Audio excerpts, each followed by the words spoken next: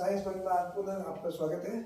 आज अपन सबसे पहले करंट का वीडियो बनाएंगे। पहले आज का इम्पोर्टेंट, आज या 2 दिन पहले का जो इम्पोर्टेंट, और आज वैसे अंतर्राष्ट्रीय महिला दिवस है, इससे संबंधित कल अपन देखेंगे और इससे पहले के जो महत्वपूर्ण बिंदु है उसकी अपन चर्चा करेंगे। और एक बहुत इंपॉर्टेंट योजना, मुख्यमंत्री संबल योजना, जिसका क्वेश्चन 4-5 दिन पहले, 10 दिन पहले जो एग्जाम हुआ था उसमें भी आया था, उसकी हम लोग चर्चा करेंगे। आजकल में जो होली का मौके पर एक राज देसल, ठीक है, राजल देसल जगह है, वहां का गिदर नृत्य प्रसिद्ध है, ठीक है ना। और ये चूरू जिले में स्थित है। बताते हैं कि राव मीका के एक पुत्र थे राज सिंह, उसके द्वारा 1607 में इसकी जागीर राज देसल की जागीर प्राप्त कर गई थी। और इसी के प्रति भाव विभोर होकर उन्होंने क्या किया था, यहाँ से गिदर नृत्य की शुरुआत की थी, ठीक है, जिसका निर्वहन आज तक होता रहा है। इससे संबंधित क्वेश्चन अगर पूछते हैं इस दृष्टि से, एक ये इंपॉर्टेंट है। दूसरा है, एक आजकल चर्चा हो रही है चीन के रक्षा बजट की, चीन का रक्षा बजट और भारत के रक्षा बजट की तुलना। चीन और भारत का रक्षा बजट और यूएसए का रक्षा बजट।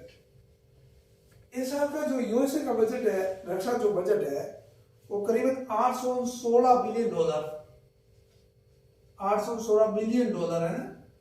1 मिलियन बराबर होता है आपका 10 की पावर 9। 1 मिलियन बराबर होता है 1 million will be equals to 1 million बराबर होता है 10 की पावर 6, और 1 मिलियन बराबर होता है 1 मिलियन बराबर 10 की पावर 9, और 1 ट्रिलियन बराबर होता है ट्रिलियन, 1 ट्रिलियन बराबर होता है 10 की पावर 12, ठीक है। बता दें जैसे भारत की जो अर्थव्यवस्था है अब क्या है, 3.5 ट्रिलियन के आसपास है, और सरकार की योजना है कि 2028 तक इसको क्या दुगना कर दिया जाए, ठीक है ना। और 2047 तक भारत को विकसित मतलब राष्ट्र बनाने के लिए 2028 में अर्थव्यवस्था को अब की जो जीडीपी है उसको 2028 तक दुगना कर दिया जाए, और 2047 तक क्या करना है, 2028 में जो जीडीपी है उसको दुगना कर दिया जाए। इसकी सरकार से ओर से कोशिश हो रही है। तो यूएसए का जो रक्षा जो बजट है 816 बिलियन के आसपास है, और चीन का जो रक्षा बजट है 224 बिलियन डॉलर, ठीक है, लगभग यूएसए का एक चौथाई, ठीक है ना। और भारत का जो रक्षा बजट है करीबन 72.6 यानी 72 बिलियन डॉलर है, ठीक है ना। आप यहां से ये देख सकते हैं कि यूएसए एक बहुत महत्वपूर्ण कंट्री है। यूएसए के बाद के 10 देश देखे जाए, 10 देश सबसे शक्तिशाली 10 देश, ठीक है ना, उनके रक्षा बजट को जोड़ दिया जाए, जैसे भारत है, चीन है, दूसरे जो महत्वपूर्ण जो कंट्री है जिनके रक्षा बजट को 10 देशों का रक्षा बजट जोड़ दिया जाए तो भी यूएसए के रक्षा बजट से कम रक्षा बजट होता है। इससे आप उसकी ताकत का अनुमान लगा सकते हैं। चीन ने भी रक्षा बजट को तेजी से बढ़ाया, भारतीय तुलना में इसका आधी की है, करीबन 3 गुना ज्यादा है, ठीक है। ये महत्वपूर्ण पॉइंट है, आपको ध्यान में रखना चाहिए। चीन की आर्मी सबसे बड़ी क्या है आर्मी, आप लोग जानते हो, उसका नाम है पीपल्स लिबरेशन आर्मी, जो कि सत्तारूढ़ कम्युनिस्ट पार्टी की एक सैन्य शाखा है। इसका कमान होती है वहां के राष्ट्रपति के हाथ में होती है। हमारे यहाँ किसी पार्टी की कुछ शाखा नहीं होती है, कोई भी सेना होती है, हमारी किसी पार्टी की क्या है आपकी शाखा नहीं होती है, लेकिन चीन की जो वहां की पार्टी है, सत्तारूढ़ कम्युनिस्ट पार्टी है, उसकी सैन्य शाखा है, ठीक है ना। ये महत्वपूर्ण चीजें हम लोगों ने देखी इसका।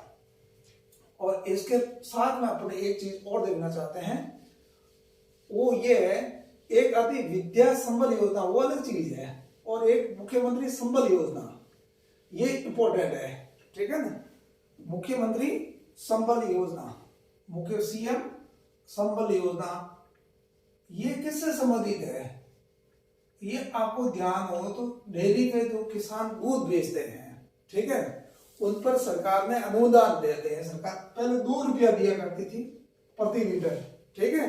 मान लो डेयरी वाले 30 रुपए के हिसाब से दूध लेते हैं प्रति लीटर, तो सरकार उस दुग्ध उत्पादक को 2 रुपये और जोड़ देती थी, ऐसे पेमेंट करती थी।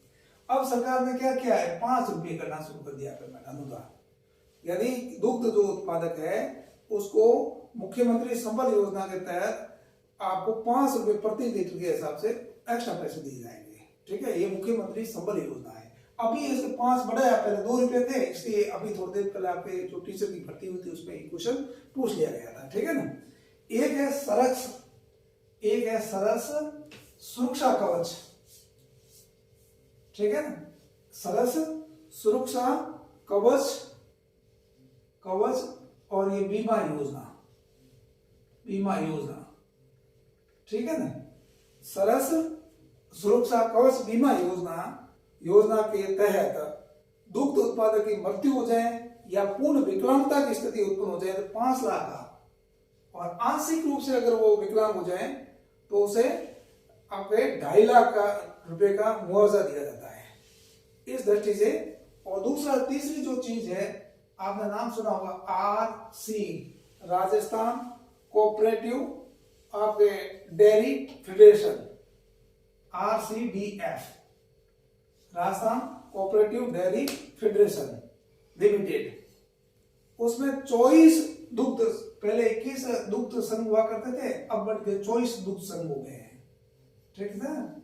ये पूछते रहते हैं राजस्थान में दुग्ध संघ, डेयरी दुग्ध संघ कितने हैं, तो 24 हो गए अब, ठीक है ना। 12 और राजसमंद और जैसलमेर, 3 जिलों में नए है ना, 12 राजसमंद और जैसलमेर जो जिले है ना, इसको शामिल किया गया है, दुग्ध संघ गठित कर दिए गए हैं, ठीक है ना। इसलिए 21 से बढ़ गए, अब 24 हो गए हैं। एक इसी से जुड़ा हुआ एक महत्वपूर्ण पॉइंट ये है। और करीबन 17,500 के आसपास ये कोऑपरेटिव क्या करते हैं आपके, 17,500 के आसपास क्या है ये आपके दुग्ध सहकारी समितियां हैं जो दुग्ध इकट्ठा करती हैं, और 24 कितने हैं आपके जिला दुग्ध संघ है, ठीक है। ये बहुत इंपॉर्टेंट बात है। इसके बाद में एक काम और किया गया है, नाथद्वारा राजसमंद, ठीक है। उदयपुर में नए पशु आहार केंद्र प्लांट शुरू किए गए हैं, ठीक है। कहाँ, नाथद्वारा राजसमंद में और उदयपुर में नए पशु आहार प्लांट लगाए गए हैं सरकार के द्वारा, ठीक है, दुग्ध उत्पादकता को बढ़ावा देने के लिए। और लांबिया कला भीलवाड़ा और पाली के वर्तमान संयंत्र है, उनकी उत्पादन क्षमता को बढ़ाया गया है, वृद्धि की गई है, ये काम शुरू किया गया है, ठीक है ना। और आज एक होता वांगड़ क्षेत्र, एक होता बांगड़ क्षेत्र, इन दोनों में ध्यान रखना है ना। एक बांगड़ी बोली होती है, एक वांगड़ी बोली। तो वांगड़ जो क्षेत्र होता है ये डूंगरपुर बांसवाड़ा क्षेत्र को बोलते हैं, ठीक है ना। तो वहां का मतलब क्या है, डेयरी को बढ़ावा देने के लिए, आदिवासी क्षेत्रों में डेयरी को बढ़ावा देने के लिए बांसवाड़ा डेयरी प्लांट का सुदृढ़ीकरण और डूंगरपुर में विलीन केंद्र को पुनः प्रारंभ करते हुए 5,000 पशुपालक परिवारों को इसका लाभ दिया जा रहा है। ये महत्वपूर्ण योजना है। आप जानते हैं गोपालन विभाग है, गोपालन विभाग के अंतर्गत क्या होता है, ये सारा होता है। और इसमें विद्या संबल योजना अलग चीज है, उसका ध्यान रखना है, और मुख्यमंत्री संबल योजना अलग चीज है। मुख्यमंत्री संबल जो योजना होती है ना, उसमें जो दुग्ध जो उत्पादक है उनको अनुदान सरकार की तरफ से प्रति लीटर 5 रुपए का दिया जा रहा है, पहले 2 रुपए का था। ये आगे भविष्य में जो भी एग्जाम आएगा उसकी दृष्टि से ये बहुत ही इम्पोर्टेंट है। आज हमारे क्या है, आज हमारे जो 8 मार्च है, 8 मार्च को आपके अंतर्राष्ट्रीय महिला दिवस है, इसलिए बहुत इंपॉर्टेंट है। कल का जो टॉपिक है अपन महिलाओं से संबंधित देखेंगे, क्योंकि इसका क्वेश्चन प्रत्येक एग्जाम में एक क्वेश्चन तो आता ही है। जैसे विश्व के किस देश में सबसे पहले महिलाओं को मतदान का अधिकार मिला, ठीक है ना। और भारत में भी क्या है, कौन पहली महिला न्यायाधीश बनी, कौन क्या बनी, मुख्यमंत्री बनी, कौन प्रधानमंत्री बनी, ठीक है ना। और कौन किसी संस्था की है, जैसे UPSC है, RPSC है, सुप्रीम कोर्ट है, उसकी जज कोर्ट बनी, या उच्च न्यायालय की मुख्य न्यायाधीश पहले कौन बनी, इस तरीके का इससे संबंधित टॉपिक अपन देखेंगे। Okay bye, thank you.